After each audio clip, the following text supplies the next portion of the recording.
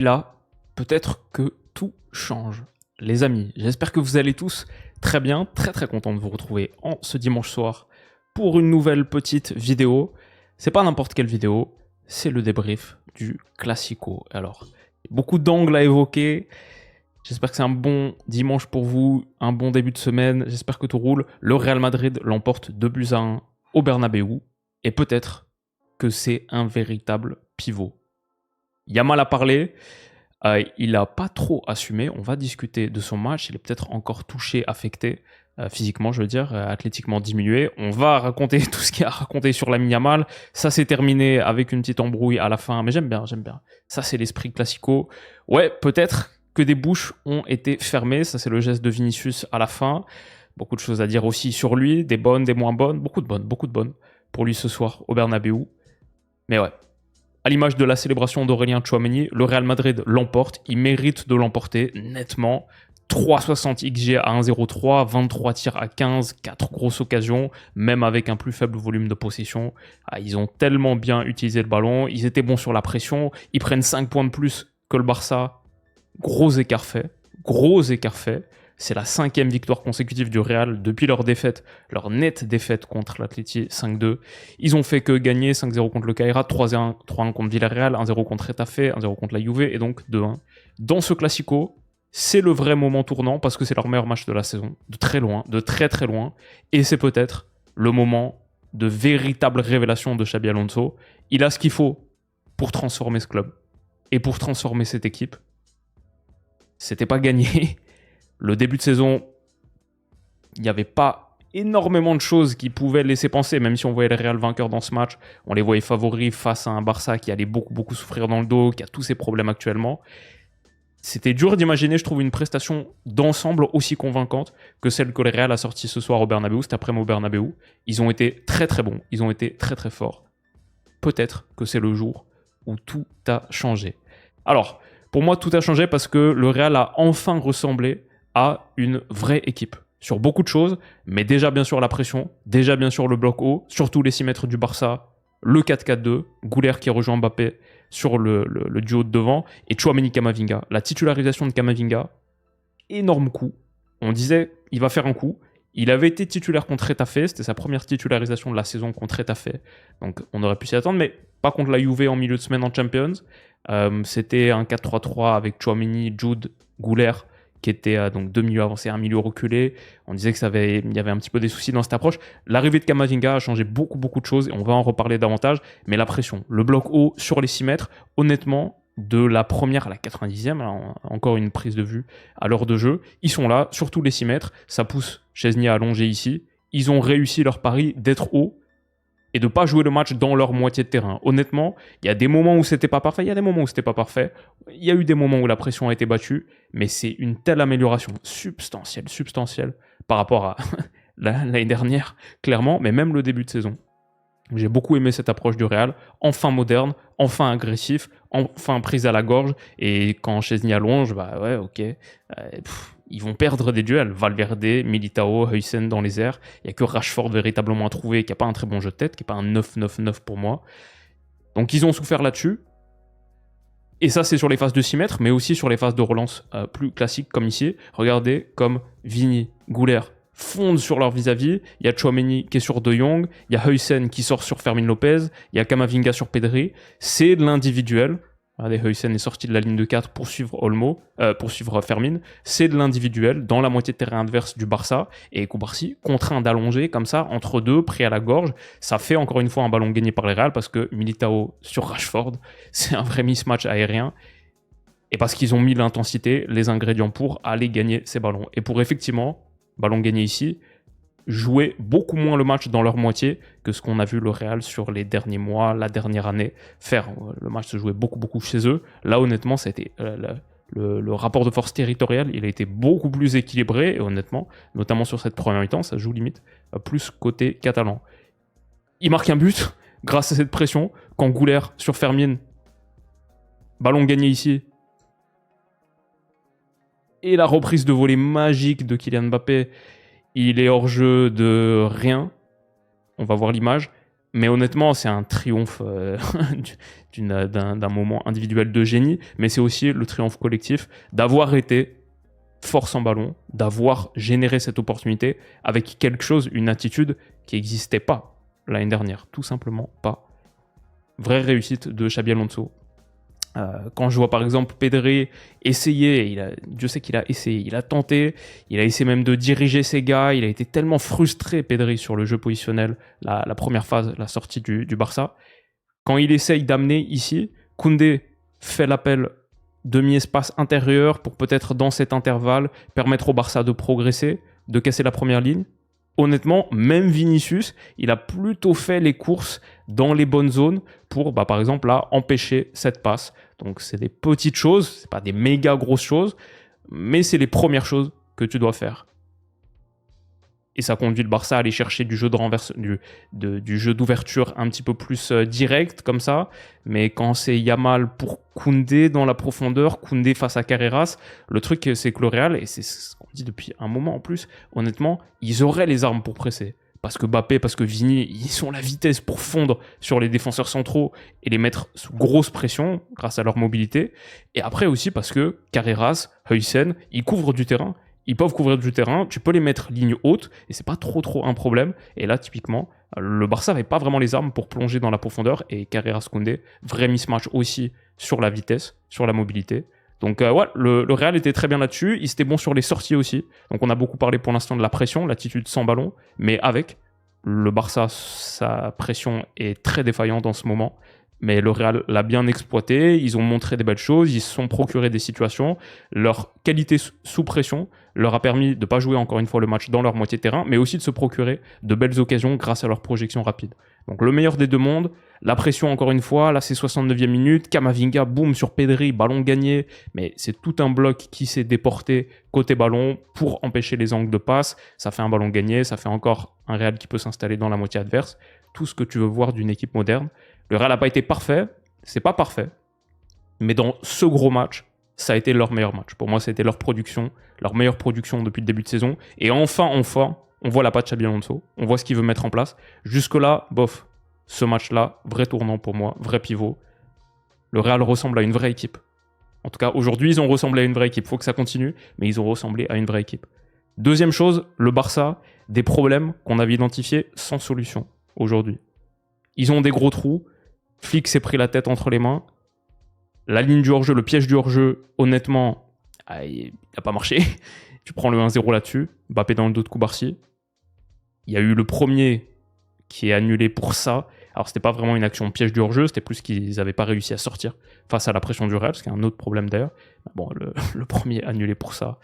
Honnêtement, le Real peut gagner beaucoup plus que 2-1. Et ça, c'est le 1-0 qui est effectivement validé.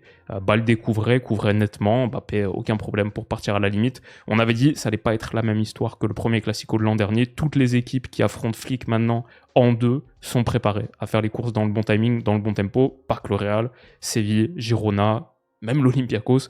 Tout le monde sait faire maintenant pour battre ce piège du hors-jeu. Il n'y a pas que le piège du hors-jeu qui pose problème dans l'animation défensive du Barça. Ça aussi, on en a parlé dans la preview. C'est une équipe qui a encaissé 72 buts, je crois, la saison dernière.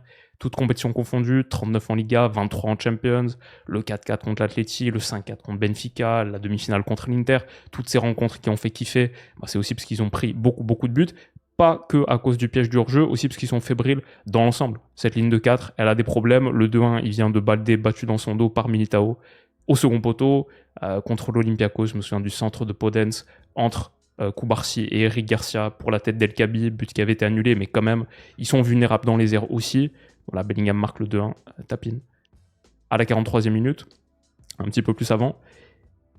Alors, la pression, ça va parce qu'il marque le 1 partout là-dessus. Quand Pedri sort sur Gouler, on va reparler du match d'Arda Güler. Ok, là ils ont gagné une grosse occasion grâce à leur pression, donc elle marche, mais elle marche par intermittence. Là elle a bien marché, aucun problème. Il y a beaucoup d'autres moments où elle a été battue assez facilement. Je me souviens, encore une fois, quand on parle de la qualité de sortie du Real, c'est aussi le manque de qualité de pression du Barça. C'est quoi, c'est l'œuf ou la poule? Qu'est-ce qu'on met véritablement devant l'autre? Je pense que les deux comptent. Et ça, Huysen, Tchouaméni, troisième homme Carreras, on voit aux réactions de Fermin et de Yamal que l'année dernière, c'est pas des sorties simples qui aboutissent. Le Barça, très problématique, sa pression. Les absences de Lewandowski, les absences de Rafinha, elles pèsent. Athlétiquement, je sens aussi qu'il manque un peu de caisse, et notamment Lamine Yamal. Le Real a très très bien joué par rapport à ça. Le Barça, tu t'attends à ce qu'il se fasse beaucoup mieux dans ce registre. Et quand tu trouves les premiers décalages au départ et que tu as la force de projection qu'ils ont, forcément, ils peuvent faire très mal. Donc, la pression intermittente, les gros trous défensivement sur la dernière ligne et aussi le jeu placé, je les ai trouvés très très peu inspirés. La présence, encore une fois, de Camavinga, par exemple. Camavinga, il était de partout. Il a été ici, aux côtés de Valverde, pour faire un petit peu la ligne de 5 du Real, la classique, où d'habitude c'est Valverde qui épaule Carvajal. Sur les dernières années, on a beaucoup vu ça. Mais sinon, quand c'était 4-4-2, Camavinga, Jude, Tchouaméni, Gouler, pareil, les deux protégeaient très très bien. Mais je pense que le Barça aurait pu faire plus sur l'incursion pour battre cette première ligne Mbappé-Vini, qui quand même a des trous, et n'ont pas du tout été exploités. J'ai vu Pedri péter des câbles sur Cubarsí tout le match. Ici, par exemple, il lui demande de la conduction, avancer, fixer, créer un premier décalage. Le Barça a très très peu généré de choses avec du jeu placé, du jeu positionnel dans la moitié terrain adverse, alors que normalement, c'est clairement une de leurs forces. Je crois que le match de Cubarsí, il est à jeter là-dedans. C'est pas le seul. Et il y a eu d'autres choses. Il y a eu, comme on a dit, la bonne protection. Mais là, il y a quelque chose à faire. Et surtout, quand je vois Pedri, quand tu regardes Pedri, il y a pas mal de choses à comprendre dans un match de foot juste sur comment il dirige ses partenaires, ses coéquipiers. Et là, il était en train de péter des câbles sur Pau Cubarsí plusieurs reprises. Jeu négatif, le Real peut un peu sortir. Cette ligne de 4, elle a bien marché. Le bloc médian du Real, il était dur à battre. Mais si ça, c'est la proposition du Barça qui nous habitue à tellement mieux. Koundé, des ballons dans le dos, alors qu'il n'y a véritablement personne qui menace dans le dos de la ligne. Ballon rendu. Yamal et Pedri qui pètent des câbles là-dessus. On va revenir sur le manque de solutions du Barça. Ça vient aussi de questions individuelles. Et notamment, c'est l'heure d'en parler, le match de Lamine Yamal. Alors on a dit, le match du Real, c'est le meilleur de l'ère Xabi Alonso. Aucun doute. C'est peut-être le meilleur depuis 1 an et demi. Le match de Yamal, c'est le pire de sa carrière, le pire que moi j'ai vu. J'ai jamais vu un aussi pauvre match de Lamine Yamal. Il avait beaucoup parlé avant. Je pense qu'il est athlétiquement diminué, bien sûr on sait, après le rassemblement Espagne. Il est revenu blessé. Il a joué à peu près la moitié des minutes du Barça pour l'instant cette saison. À la mi-temps, il avait tenté un dribble. Plus d'impact en seconde période, mais un dribble à la mi-temps. Je l'ai trouvé au ralenti et je l'ai trouvé très très hésitant dans des positions où d'habitude il adore défier son vis-à-vis. Ici, en transition, il y a de l'espace en plus face à Huysen. C'est le moment où tu le fais danser. Il revient, passe honnêtement très très molle pour Frenkie, qui se retrouve même dans une position difficile, qui doit contorsion de corps pour échapper au retour d'Arda Güler. Enfin, ça, c'est une action totalement ratée. Et normalement, Yamal, là, en 1 contre 1, il essaye de faire tomber son vis-à-vis. Je trouve que le Real l'a très bien défendu. Carreras, on va en reparler, mais aussi épaulé par Güler qui venait aider, Huysen qui était jamais trop loin. Et par exemple, là, on voit, regardez, quand Yamal vient d'être touché, regardez Tchouaméni qui décroche par rapport à sa position pour venir épauler encore une fois, pour presque former un carré pour l'empêcher d'avancer. Et Yamal doit jouer en retrait, ou joue en retrait, choisit de jouer en retrait. Mais il y a des moments, honnêtement, où il y avait un petit peu d'odeur de sang. C'était possible, peut-être, comme ici. Transmission de Fermin pour Rashford. Et il prend pas l'espace là. Il est au trot sur toute l'action. C'est juste avant la mi-temps. Alors que honnêtement, Rashford contrôle face à lui. Il y a vraiment une poche d'espace dans laquelle aller. C'est Vinicius sur lui. Et donc Vinicius, sa science défensive, s'il avance, il se fait jamais rattraper. Il n'est pas lu. Sa course n'est pas lue. Huysen est concentré par ce qui se passe devant lui. Honnêtement, il y a vraiment possibilité. Il y va pas et depuis le début de l'action, il y va pas. Il trottine. C'est la fin de la mi-temps. Je pense qu'il est très fatigué à ce moment-là. Et je pense qu'il était très fatigué quasi tout le match. Alors après, il aurait pu être plus servi. Mais peut-être le Barça l'a senti aussi. Il avait très peu d'impact. Carreras a fait un top match face à lui. Ça aussi, on en avait parlé dans la preview. Le duel Yamal-Carreras, ça allait être un vrai pivot du match. Carreras, l'année dernière avec Benfica, avait été pas mal face à lui. Honnêtement, il l'a vraiment, vraiment mangé. La force de repli, la vitesse pure de Carreras et sa qualité défensive dans ce match ont vraiment éteint Yamal. T'es pas le seul, comme j'ai dit. Là, par exemple, en pleine surface, il remporte son 1 contre 1, mais aussi Gouler est venu aider. Toute l'équipe a travaillé autour pour limiter l'impact de Lamine Yamal, qui je pense aussi est diminué, ça joue. Mais ouais, pire match de sa carrière, ça me semble assez clair, parce que aucune influence, si ce n'est qu'honnêtement, il était à rien, et j'avoue, j'ai toujours pas exactement compris pourquoi ça a été annulé, mais il était à rien de provoquer un penalty au tout départ, peut-être que ça l'a inhibé. Ensuite, je pense qu'effectivement, il aurait pu être plus touché, et j'ai vu encore une fois des moments où Pedri, sur Koubarsi, il regrettait qu'ils prennent pas assez de risques dans ses transmissions. Et là, par exemple, un Barça d'il y a quelques mois, je les vois beaucoup plus chercher Lamine Yamal avec des passes tranchantes, générer ses 1 contre 1 et partir de là. En plus, quand Pedri vient épauler Yamal, qu'il peut y avoir du jeu de combinaison en pleine surface, c'est mortel. Et là, quand Koubarsi, par exemple, il met en retrait pour Koundé, Pedri, il est en train de faire le geste, transmet, il y a la passe tranchante à mettre. Il y avait effectivement la passe tranchante à mettre début de l'action, Yamal l'a demandé, il n'a pas beaucoup été servi non plus. Mais ce qu'il a fait de ses ballons, c'était pas très bon. En seconde période, c'était mieux. Et là aussi, je pense que je vois qu'il y a un impact athlétique et qu'il n'est pas au top de sa forme. Parce qu'il a un peu... Alors, il a tenté plus de dribbles, mais c'était un petit peu plus des incursions dans une défense fatiguée, plus des portées, je trouve, que véritablement des dribbles tranchants de 1 contre 1. Et surtout, il a été beaucoup plus à la recherche de passes décisives, de passes qui ouvrent des espaces. La spéciale L2, comme ici, extérieur du pied pour Ferran, était dangereuse celle-là. En transition, encore une extérieur du pied qui, à 2-1, honnêtement, le Barça, méga occasion là-dessus. Comme quoi, la pression du Real n'a pas toujours marché. Et Fermin a eu quelques grosses occasions qu'il n'a pas converties en plus de son but. Une en première et une en seconde ici. 3 contre 2. Il y a peut-être moyen de faire un petit peu mieux. Après, je pense pas vraiment qu'il puisse servir Ferran. Et la position de Ferran l'aide jusqu'au bout en fixant un peu plus Militao. On sait qu'il a un très bon pied Fermin. Il peut finir, c'est peut-être plus Rashford qui aurait pu être servi, pas facile. Bon, bonne projection, permise par la passe de Yamal à la base. Et en seconde période, il a un petit peu plus donné et ouvert des espaces comme ça, dans le dos d'une défense plus fatiguée. Mais ouais, très mauvais match de Lamine Yamal, comme j'ai dit, pour moi son pire, et d'assez loin. Parlons un petit peu des contributeurs individuels très impactants du Real. Arda, dommage qu'il concède le but de l'égalisation, c'est de sa faute en gros.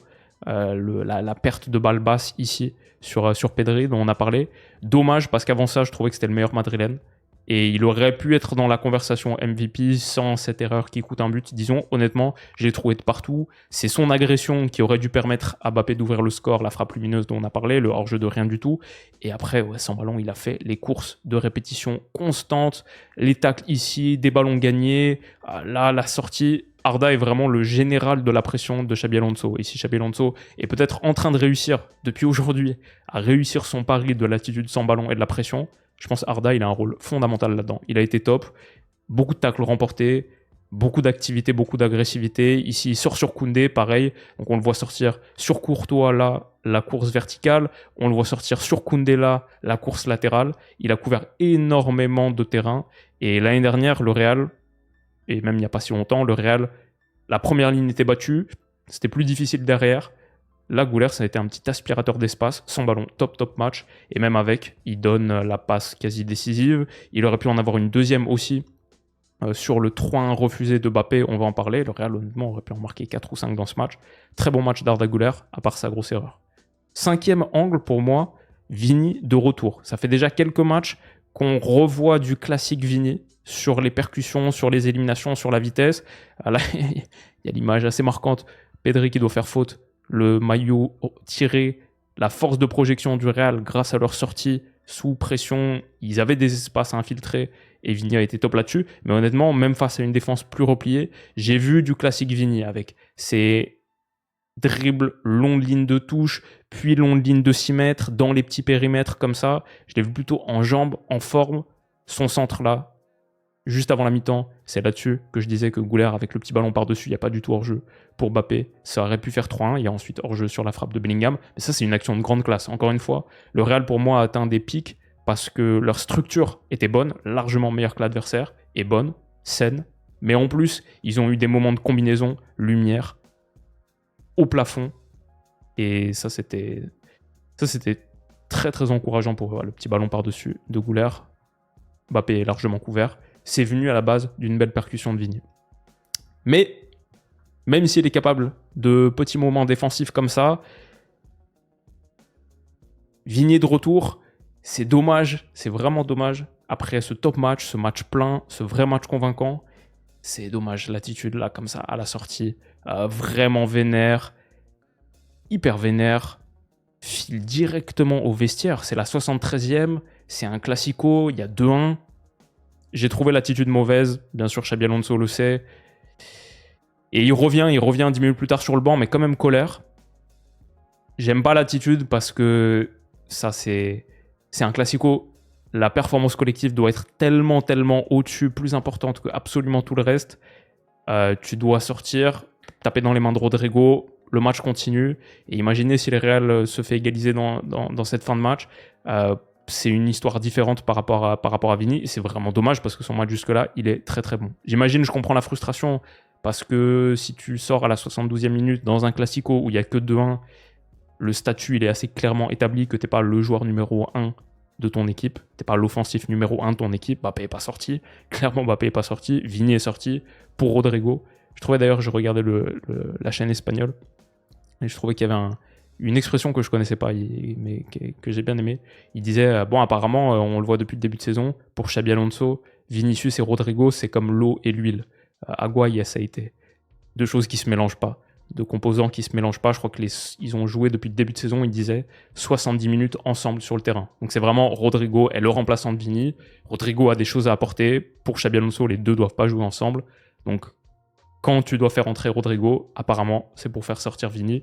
Il le prend mal, ce que je comprends, mais l'état d'âme, je le trouve excessif, comme j'ai dit, pour un classico. T'es dans le money time, dans le crunch time, il n'y a que 2-1. C'est trop, et ça, c'est dommage. Mais sinon, il a fait un top match, et il doit continuer dans cette veine. Camavinga marque des points, mon 6e angle. Je l'ai trouvé top. Et je trouve qu'avec lui, le Real a trouvé une solution. La pression... là, c'était pas de la pression, pardon. Un tacle de retour sur Marcus Rashford. Le jeu de renversement, le jeu d'ouverture, avec et sans ballon, il a été très très inspiré. Ça permet au Real de progresser. Les courses de repli, pareil, il a mis énormément de volume. J'aimerais bien voir le total de kilomètres parcourus, même si je pense pas qu'il a joué jusqu'à la fin. Est-ce qu'il a joué? Si, aussi, il a dû jouer les 90 minutes, ou alors juste sorti temps additionnel. Parce qu'à un moment, il s'est plaint un petit coup. Je me dis, ah non, j'espère qu'il s'est pas reblessé. Mais maintenant, ça va. Donc, il a dû jouer à pas loin des 90 minutes. Il a dû avaler des kilomètres parce qu'il a fait les courses de repli, comme ici, un partout. Le Barça vient d'égaliser. C'est la 41e minute. Ils ont une bonne projection. Et Camavinga, il vient d'avaler 70 mètres pour contrer le centre de Pedri. Il a été énorme. Il a été énorme sur son activité. Genre là, ballon gagné. Encore une fois, la pression du Real. Regardez, bloc haut, ballon gagné, individuel.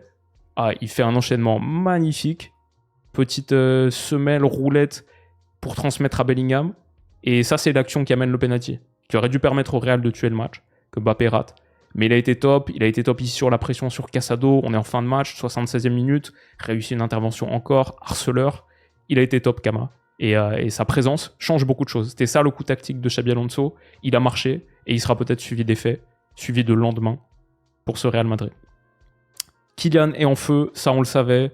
Je crois que c'est son... J'ai pas envie de dire de bêtises, mais je pense que c'est son 13e but cette saison. Et il aurait pu en avoir 2 de plus. Le penalty, 13e but avec le Real. 13e but...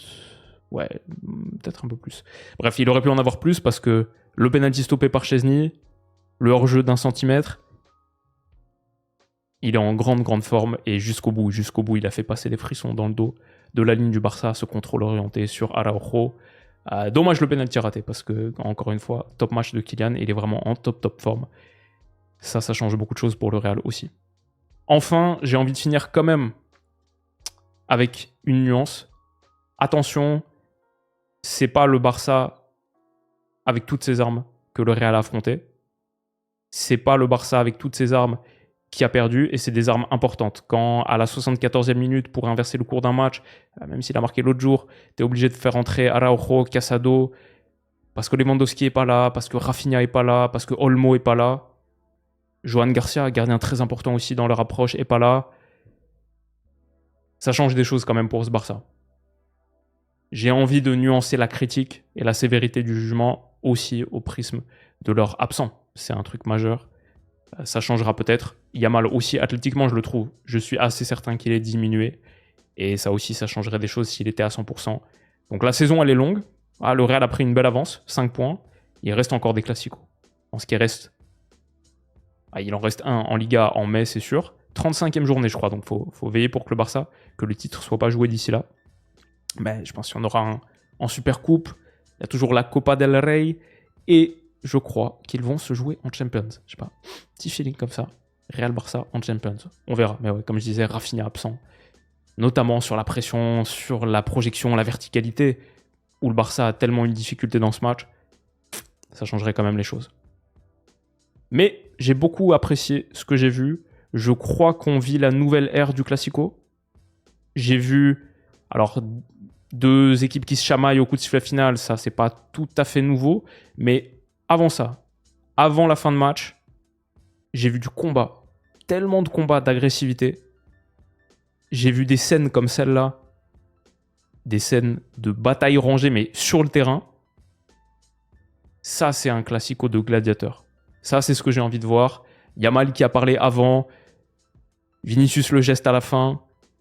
J'aime la tension qu'il y a dans les classicos. Pour moi, j'ai grandi avec les classicos des années 2000, des années 2010. J'aime quand les mecs se kiffent pas. J'aime quand il y a de la bagarre. Juste que ça n'est pas trop loin, évidemment. Mais j'aime quand c'est chaud. J'aime quand les mecs s'apprécient pas. Et j'aime quand ça met l'emphase, comme ça vient de le mettre, sur le prochain épisode. Maintenant, trop hâte du prochain. C'était un bon dimanche après-midi. J'ai bien kiffé. La première mi-temps était folle. Deuxième un peu moins folle. Mais la première mi-temps, l'intensité, c'était impossible de décrocher le regard de ce qu'on a vu. Et le Bernabéu, le nouveau Bernabéu, il est magnifique. Genre cette image-là, juste avant le coup d'envoi. Nouvelle ère du Classico, avec des nouveaux jeunes, et avec une animosité qui naît. Et une nouvelle animosité, moi, ça me va très bien. J'espère que vous avez kiffé le match. J'espère que vous avez kiffé le débrief. On n'a pas parlé de Napoli-Inter finalement parce qu'il y avait beaucoup de choses à dire juste sur le Classico. Mais demain ou après-demain, c'est une sorte de mini-récap. On en parlera. J'ai vu le match bien sûr. J'étais très intrigué par la performance de Naples. Il y a beaucoup de choses à dire sur ce match. Qu'est-ce qu'il y a eu? Défaite de Liverpool, encore une. United contre Brighton. Ça, j'ai envie de voir le match en entier pour voir si United est de retour. 3e victoire consécutive pour eux. Chelsea qui a perdu contre Sunderland. Waouh, Sunderland incroyable. Ils doivent être top 4 ou pas loin de Première Ligue maintenant. Peut-être top 5. Top 4, ouais. Avec 17 points. Et mon Noël joue dans 45 minutes. Voilà. C'était un régal. J'espère que ça vous a plu. Il n'y a plus de Classico avant un moment, mais il y a d'autres très très gros matchs qui arrivent, notamment en Champions. Et je suis content de la semaine qui vient aussi. Ça va être l'occasion de reposer un peu quelques enseignements sur tout ce qu'on a vu ces derniers jours. Merci d'être là, comme toujours les potes, vous faites kiffer. Si vous êtes en podcast, n'hésitez pas à mettre le 5 étoiles. Ça me fait beaucoup plaisir. Le compteur augmente. Ça me fait très plaisir, beaucoup plaisir, je sais pas, mais ça me fait très plaisir. Je vois que le compteur augmente, que les gens en podcast sont chauds. Merci aussi à la team YouTube. Merci à toutes les teams. Merci d'être là les potes. Vous me régalez. Prenez soin de vous, passez une très bonne fin de week-end et surtout un très bon début de semaine. Et on se dit à bientôt.